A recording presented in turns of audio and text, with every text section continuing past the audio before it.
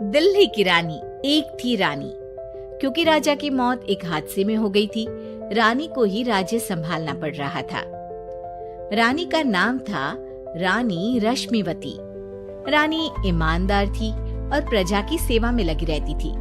एक दिन उसके दरबार में 3 नौजवान आए, रमेश, सुरेश और दिनेश। कहो, क्या सहायता कर सकती हूँ मैं तुम्हारी? हम आपके दरबार में काम करना चाहते हैं ताकि जनता की सेवा कर सके। लेकिन अभी तो तुम्हारी उम्र बहुत छोटी है। तुम लोगों को तो अभी अपनी पढ़ाई पर ध्यान देना चाहिए। हमारा मन पढ़ाई में नहीं लगता। माता पिता को लगता है कि हम किसी के लायक नहीं हैं और हम साबित करना चाहते हैं कि हम लायक हैं। उत्साह बहुत अच्छा है, मगर अभी उम्र कच्ची है तुम लोगों की। अरे उम्र से क्या होता है रानी जी? शास्त्रों में लिखा है कभी किसी के ज्ञान को उसकी उम्र के आधार पर नहीं देखना चाहिए। बात तो सही है तुम्हारी। और अगर सच में तुम ये संकल्प करके आए हो कि तुमको यहाँ काम करना है, तो पहले परीक्षा देनी पड़ेगी। 3 परीक्षा, एक शारीरिक परीक्षा, एक बुद्धि की परीक्षा और एक देशभक्ति की परीक्षा। और ये क्या है? वो मंत्री महोदय तुम्हें समझा देंगे। हमारे पास समय नहीं है। अगर तुम लोग तैयार हो तो बताओ। हाँ, हम तैयार है किसी भी परीक्षा के लिए। मैं भी तैयार हूँ कुछ भी कर गुजरने के लिए। तो ठीक है मंत्री जी, आप इन तीनों की परीक्षा कल से ही शुरू कर दीजिए। जो आ गया रानी साहिबा। अगले दिन से ही तीनों की परीक्षा शुरू हो जाती है। पहले शारीरिक परीक्षा, यानी किस में कितना है दम, ये देखेंगे हम। क्योंकि शरीर में दम होगा तभी तो प्रजा की सेवा में दम लगा पाओगे।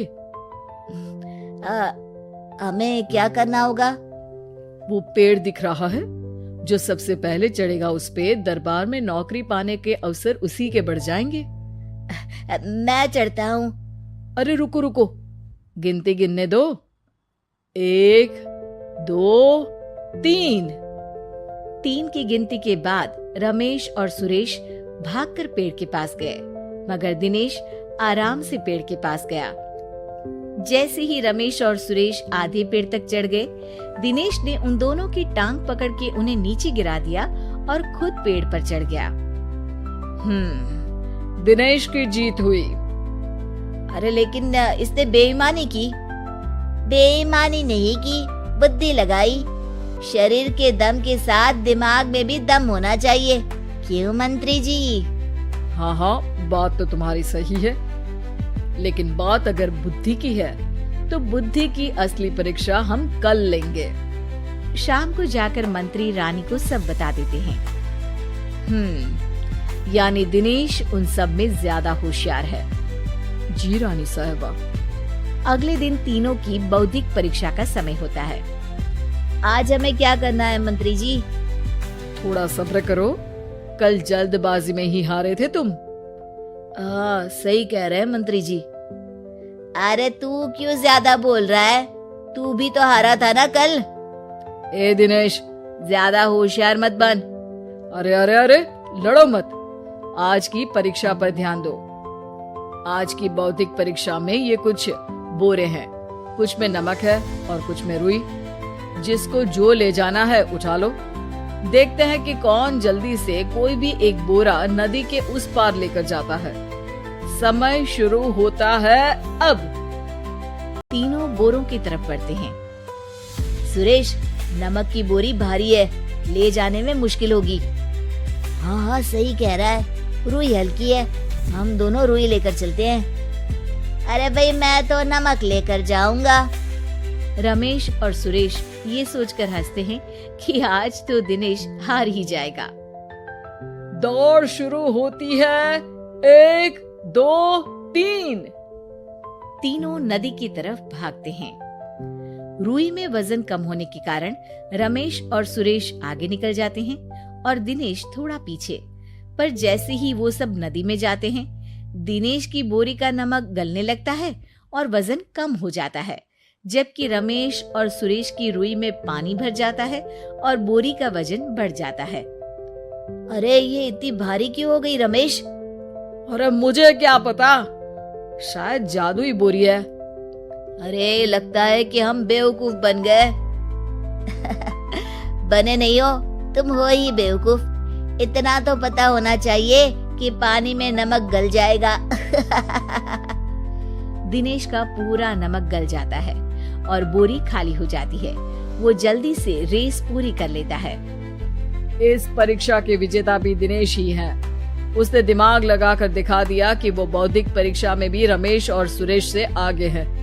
अब कल तुम्हारी देशभक्ति की परीक्षा होगी, जो स्वयं रानी माँ लेंगी।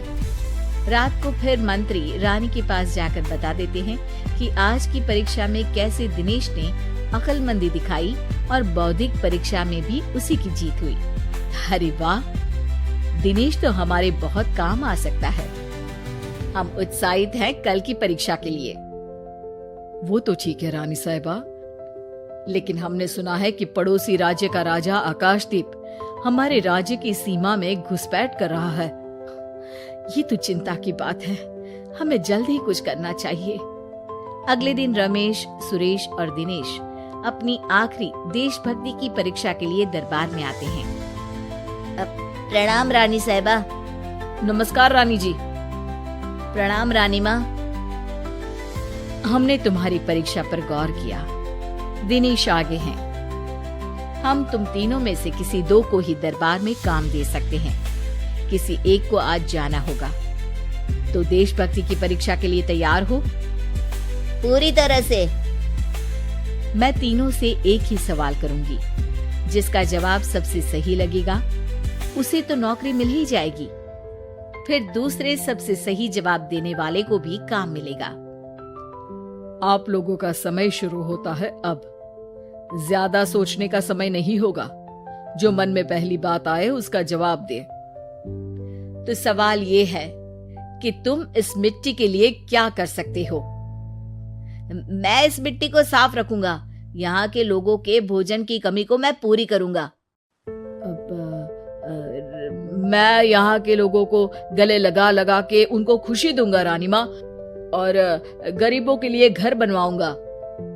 मैं इस मिट्टी के लिए किसी की जान भी ले सकता हूँ रानी माँ। मंत्री, दिनेश को एक तलवार दो।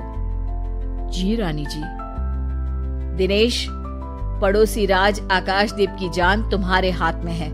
जाओ, अपना काम पूरा करो। आज रात को तुम उस पर हमला करोगे जब वो सो रहा होगा। दिनेश वहां से चला जाता है। रानी माँ, ये आपने क्या किया? अभी किया नहीं है मंत्री जी।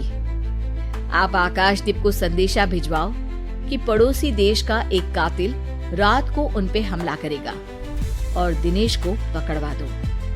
अरे, ये आप क्या कह रही हैं? और क्यों कर रही हैं आप ऐसा? राजा को लगेगा कि हमने उसकी मदद की, उसकी जान बचाकर। वो हमारे राज्य का पीछा छोड़ देगा और हमारा एहसानमंद हो जाएगा। और दिनेश का क्या होगा? इस राज्य को दिनेश जैसे शातिर और लड़ाकू लोगों से ज्यादा जरूरत है ऐसे लोगों की, जो लोगों को खाना खिलाने की और खुश करने की बात करे। और ये गुण सुरेश और रमेश में है। इन्हें नौकरी दे दो।